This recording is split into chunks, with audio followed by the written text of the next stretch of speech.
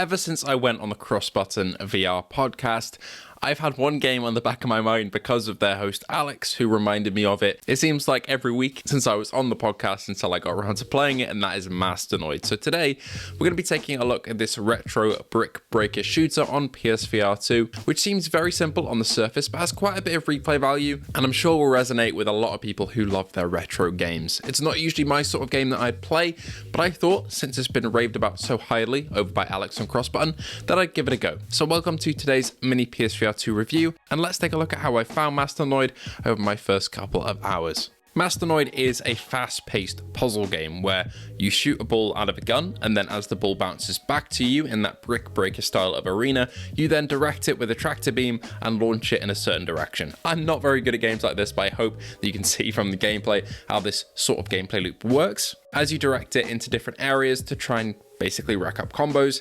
destroy blocks, get power-ups, and complete levels as efficiently as possible. If you miss the ball as it comes back towards you, you'll lose a life, and you get 3 of these until you fail the level. This sounds very simple, and you might be thinking, well, that sounds quite easy as well. Surely there's one ball, it goes back and forth, and you can catch it and send it back. How would you ever miss? Well, that's where the power-ups come into play. These will allow you to do a whole host of different things, like shoot lasers, and most importantly, for that life system, spawn in more balls. So you can send out a couple, throw them in different directions, and catch them and send them back out the blocks when they come back around to you. However, if you miss one of these, well, there you go, you lost a life. The game can get quite chaotic, but I found it pretty damn fun. And for the price tag of about $15, you can't really go wrong with a retro style game like this, which you know exactly what you're getting into when you buy it. The game has haptic triggers as well, and controller haptics.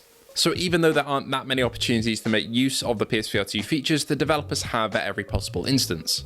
It's split into different levels, which are split into each letter of Masternoid. So there are 10 letters in the name, and each letter contains a couple of levels in it. I think it's 5 for the start. Haven't got quite to the end yet, but I'm assuming it's 5 for each, so that would be around 50 levels. And the devs are always hopping in and making improvements to the game over time. A big feature for games like this is, of course, an online leaderboard, and Masternoid has one, which is fantastic. For friends and global if you'd like to take a look.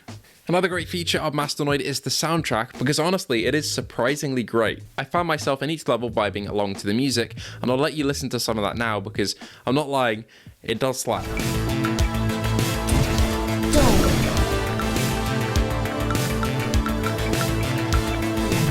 Overall, Masternoid did impress me, even though I wasn't expecting much going in and I didn't really understand the hype behind it. I do kind of get it now. I realise why it has a cult following, because it offers a ton of replay value and also a ton of competition with the scoreboards, and can get really chaotic in later stages and when you have a bunch of power-ups going. This coupled with really good visuals on PSVR2 as the colours pop on the OLED screen, an unreprojected frame rate of course, which is just buttery smooth, and no aliasing visible on anything in the arena, and an incredible soundtrack to boot. This makes Masternoid an easy recommendation if you like this sort of game. Of course, it's not for everybody, and usually it wouldn't really be for me either, but I did enjoy my time with it, and I'm very glad and grateful that the Masternoid team got over with the key, because I've really loved my time with it. Again, not my usual genre of game on PSVR2, but I'm glad I branched out and experimented, because now I see why this one is loved so dearly. Thank you to Alex over at Cross Button for recommending this one. Thank you to all of you guys for watching, and thank you to our patrons and YouTube members for supporting the channel. That's Luke Bentley, Phil Irving, Azit Mirza, Ace Gamer, Hippie Pickle, Jen007, A License to Chill, Sun, WTF, Fat Controllers, Jason Parker, Lamar Hall, Geordie Bandsma, Lemon64K, Callum Tierney, Mischievous Margot, The Underground Game Cat, Brian East, Elgin Bay, D2Y, Underground Stranger Game Cat, The Game Cat, Andrew Ehrenreich, Mark Smith, XKX Ping, Jars of Ash, The Legacy of Kane Cat, Hookworm, The Hoosier Game Cat, Outcast VR, Prophecy 777, Test Rate Review, Salvador Wade, FNCS, Kieran, Shoulder Crim, and Gundy. Only a couple more days till those names disappear, because some of them are gifted, so I'm savouring every moment that I can get to say them out loud, and thank you all for supporting the channel. Let me know what you think of Masternoid. Have you tried it? Are you meaning to? And I'll see you all in the next one.